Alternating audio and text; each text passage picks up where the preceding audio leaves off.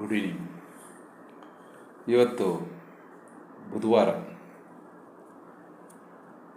ನನಗೆ ತಿಳಿದ ಮಟ್ಟಕ್ಕೆ ನಾನು ನಿಮ್ಮ ಹತ್ರ ಹಂಚ್ಕೊಳ್ಬೇಕು ಅಂತ ಬಂದಿದ್ದೀನಿ.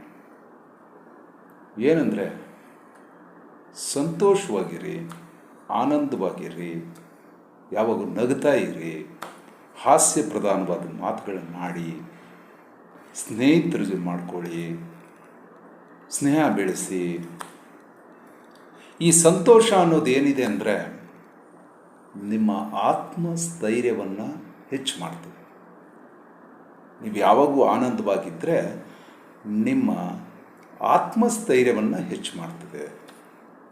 ಅದರಿಂದ ಯಾವಾಗೂ ನಗುತ್ತಾ, ಬೇರೆಯವ್ರು ನಗಿಸ್ತಾ ನೀವಿರಿ ಅಂತ ಹೇಳಿ ಬಂದಿದ್ದೀನಿ. ಥ್ಯಾಂಕ್ಸ್.